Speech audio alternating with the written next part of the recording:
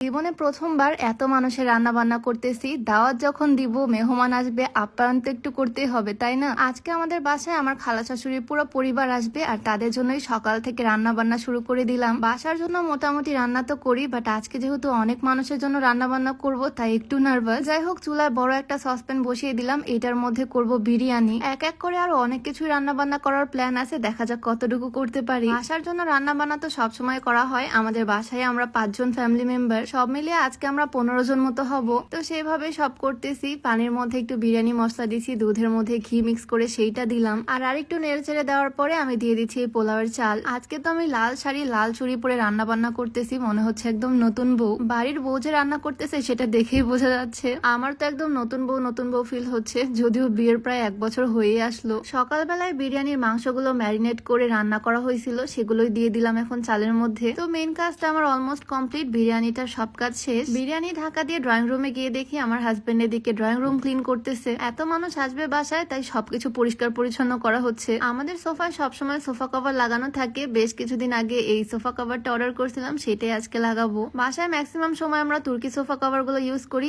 এবার আমি নিছি একদম সফট ম্যাটেরিয়াল একটা সোফা কভার। এই কভার গুলো দেখতে আমার ভীষণ ভালো লাগে, প্রিন্ট গুলোর জন্য বেশি ভালো লাগে, খুবই প্রিমিয়াম আর ক্লাসি লাগে। এই কাপড়গুলো একদমই খসখসে হয় না, খুবই সফট হয় আর খুবই কোয়ালিটিফুল। সে খুব যত্ন নিয়ে সোফা কভার গুলো পরাচ্ছে। সোফা কভার পরাতে সে একদম এক্সপার্ট। এই কভার গুলো আমি নিয়েছিলাম sofa cover zone by RSHD Facebook page থেকে। তাদের পেজ থেকে নেওয়ার কারণ হচ্ছে কোনো প্রবলেম হলে আমি এটা আবার রিটার্ন করতে পারবো, তাদের কাছে আফটার সেলস সার্ভিস থাকে। কভার গুলো পরানোর পর তো দেখতে ভীষণ ভালো লাগতেছে। তোমাদের সুবিধার্থে আমি sofa cover zone by RSHD পেজটা ডেসক্রিপশনে মেনশন করে দিব, যাতে তোমরাও নিজেদের ফার্নিচারের জন্য, সোফার জন্য এত সুন্দর সুন্দর কভার তাদের পেজ থেকে নিয়ে নিতে পারো। আর তাদের নাম্বারটা আমার স্ক্রিনে দেওয়া থাকবে, চাইলে তাদের সাথে যোগাযোগ করতে পারো। ইম্পোর্ট করা বেস্ট কোয়ালিটি ফেব্রিক্স তারা প্রোভাইড করে, বারবার ওয়াশ করে বছরের পর বছর ইউজ করা যাবে। সোফাতে কভার লাগানোর পর মনে হচ্ছে সোফাটা দেখতে একদম অন্যরকম লাগতেছে, লুকটা চেঞ্জ হয়ে গেছে। ড্রয়িং রুমটা অনেক সুন্দর লাগতেছে। তো ড্রয়িং রুমটা সুন্দর করে সাজিয়ে গুছিয়ে নিলাম। আর এদিকে আমার বিরিয়ানিও একদম ডান। বিরিয়ানি দেখে কার কার খেতে মন চাচ্ছে বলো তো? আমাদের বাসায় চলে আসো, তোমাদেরও দাওয়াত দিলাম। যাই হোক, এখানে বিরিয়ানি আমার কমপ্লিট, ঢাকা দিয়ে রেখে দিলাম। আর এখন করব গরুর মাংসের কালা ভুনা। সব রকমের মশলা, বাটা মশলা, গুঁড়া মশলা, তেল, যদিও বা সরিষার তেল, কালা ভুনার মশলা সবকিছু দিয়ে একসাথে মিক্স করে নিব।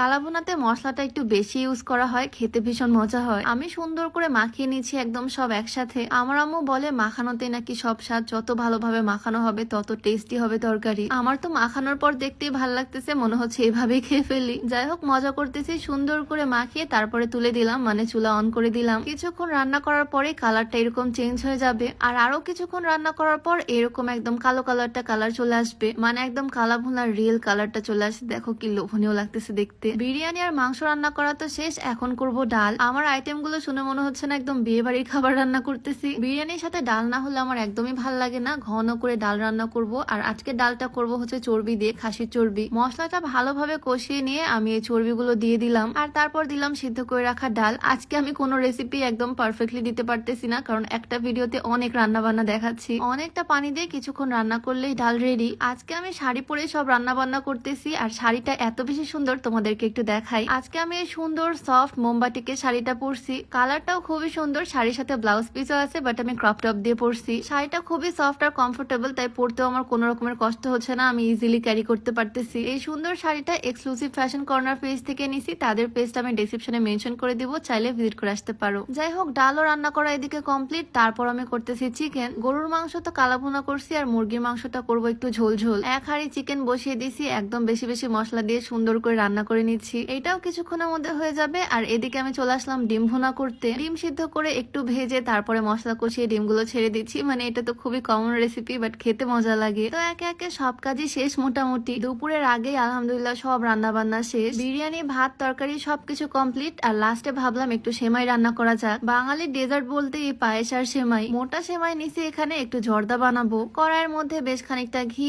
একটু চিনি দিলাম, আর তারপর এখন দিয়ে দিব এই সেমাই গুলো। এটা রান্না করা খুবই ইজি, বাট কড়াইয়ের মধ্যে নাড়তে একটু প্রবলেম হয়, এগুলোকে ভেঙে ভেঙে নাড়তে একটু সময় লাগে। এটা যদিও ঘরোয়া ডেজার্ট, বাহির থেকে তো দই মিষ্টি আনা হবেই। তো এই ছিল গেস্টদের জন্য আজকের রান্না বান্না আয়োজন। একদম শর্টকাটে তোমাদের সাথে একটু শেয়ার করলাম। খেতে ইচ্ছা করলে চলে এসো আমাদের বাসায়। তো যাই হোক, ভিডিওটা তোমাদের কাছে কেমন লাগলো অবশ্যই কমেন্টে জানিও। দেখা যাবে নতুন কোনো ভিডিওতে। সবাইকে আল্লাহ হাফেজ।